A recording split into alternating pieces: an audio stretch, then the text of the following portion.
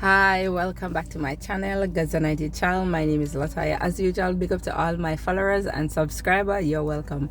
So today's topic is just, to shed light, because a lot of women that want to get married and young girls, we all listen to other female online, but I realize that a lot of people that are online that are really hurt and damaged. So it's best, if you want a successful marriage, that you don't listen to a lot of these females. And I'm not talking about the men, I'm on about the females. So marriage is a beautiful thing and it's God's institution, and I will not bash marriage. So anyway, so like, if whether you're born again, like I said, or not, it's God institution, and it's a holy thing. So the first lady that you shouldn't listen to is an unhealed feminist. So this is a woman that probably had a bad past, where male probably hurt her in the most horrific way, and she just have a disdain for men, and she literally hates them. So you can tell in her tone that when she's talking, how she degrade and put down men. So she will not see man in any good light. She will always highlight the bad things that a male person can do, which, yes, we all know that male is always hurting and destroying the females, whether young or old. We know that, we see it on the news, and we know what's going on in our home as well.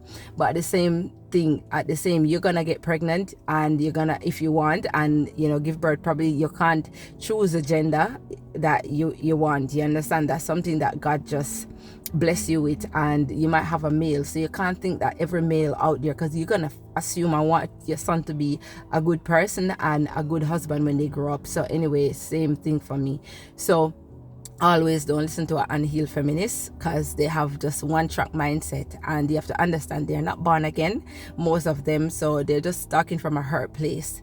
So for me as well, I realized that not only that some female accept, like, for example, I was watching YouTube the other day, and I saw this celebrity couple that I really like. I watched them in a Nollywood film, and she literally said that her partner cheating on her is not a deal breaker, because she loves her husband.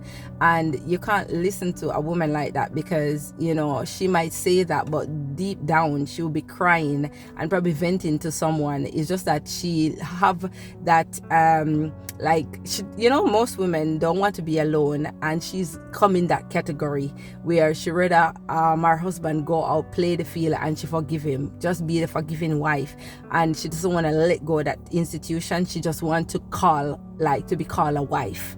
So those are the kind of lady where you probably have mental illness just by having your partner cheating and him knowing. Even if that's not a deal breaker for you, you don't need to tell the nation, you don't need to tell the world.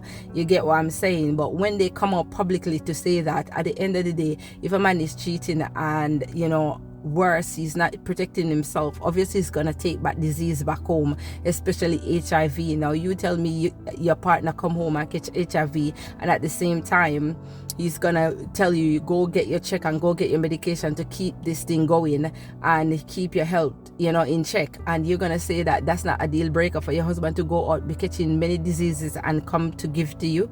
So you can see that she's talking from a place of hurt and just don't want to let go, no matter how it's pricking her like a maca, those thorn, she rather hold on to it, no matter how she bled. Not Jesus, she don't want to hold on to Jesus, but on her husband. So don't listen to that. Then recently was looking to like on this righteous woman of God. I know this woman is sincere, serving the Lord, but they have a one track mindset that you cannot serve God and look flawless, look happy. You need to be looking like you're deranged, and when I mean like looking like you're deranged, you have to look like you're suffering. So these kind of wife, you can't take advice from them, because they believe that they need to endure like all kind of rubbish in marriage, rubbish in life, because they believe that they are carrying a cross on a daily basis, because they're saying that pain gets you into heaven. Because at the end of the day, whether Jesus take all our affliction, all the sin and everything to liberate us, so we can just come out of all those chains and yokes, she believed that you have to bring those yoke and those baggage and bondage. So at the end of the day, persecution, affliction, just like on a daily basis. So even if her husband is cheating, they will just be praying about it. Whether she's draining and she's looking like a corpse, they will still endure because they believe that marriage is suffering, and at the end of the day, the institution is not for you to be happy, it's for you to suffer and to your way to get redemption in heaven and get your crown. Please don't listen to such a female, because you must not suffer in marriage just because you need to get to heaven.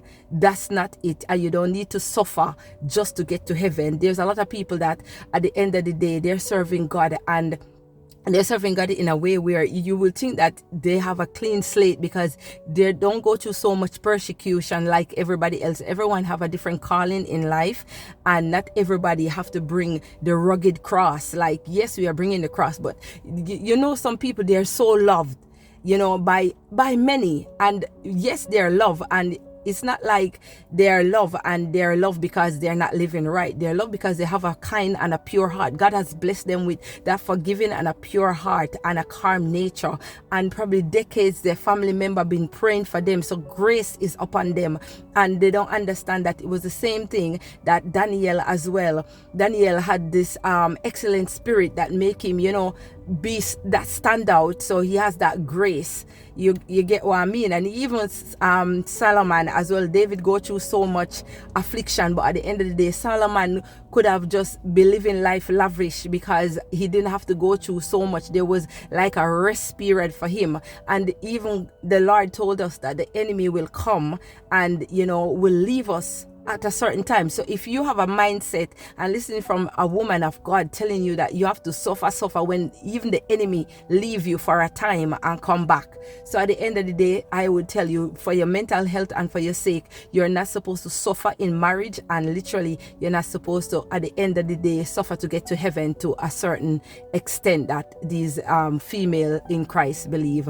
And I would say the next person is from whether your mom, your auntie, that they suffer in marriage and they believe that marriage is suffering. So you know those moms, they're the kind of mom, like literally if their son is the kind of caring husband, the husband that will tidy up after himself, the wife will work, he come, he give his wife a nice foot massage, book holiday, book date night, and you know, clean the house, like, and cook the food. Those wife would cry because they know they suffer in marriage. So for you as the daughter-in-law to be enjoying the marriage, you must be joking. They would think you put some kind of love spell on your husband, which is their son, and they must crucify you. They must make you suffer if you're enjoying it, because they don't believe marriage is that you can have a rest period, that you must enjoy, that it must be bliss and beautiful. They believe in that you must have hard life and you must suffer to the very cure at the end of it. You understand? Till death do you apart and suffer. There's no blessing. They don't believe that there's blessing in marriage. So you understand, whether your husband is beating you, doing whatever evil against you, at the end of the day, you must endure, because that's how it is. And like I said, if it's the other way around, where you and your husband is living in your harmony, that's you, the wife, did something and you're turning their son into a woman rapper or some bad things. You understand? You name it. So they believe that you must be cooking for the friend, cleaning, and be the forgiving wife, the prayerful wife that sit at home and pray for the heap of HIV you get and any amount of sickness. And if he doesn't have money and he beats you and all these things, he abuse you, you must be the praying wife, and that's the good wife, because you're a supportive wife. You don't do your hair, you don't do your makeup, because you're a supportive wife. You rather take the money, split the money, and take care of the home and destroy yourself. Like just be a shadow of yourself, and that's it. You're a good wife. Please don't listen to those advice. I'm telling you, marriage can be beautiful, and I assume that you would take this advice and enjoy and pray. Yes, you need to pray because you need God in it, because like I said, it's his institution and the enemy hates it. He hates the union, he hates love. So it's not only godly marriage that is being fought, the enemy fight marriage, that's just it. But you can have a good partner, you can have someone that love you, respect you, and treat you well. So do not follow these people that you have to suffer. Any marriage that you're in that you're suffer and then you're seeing yourself as a shadow, you have to try I'm not saying leave, but try your best to find other ways where you can get your peace of mind and look after yourself and love yourself. Anyway, if you like my content, click like, click share, and let me know. Comment as well and let me know how you're enjoying your marriage, because people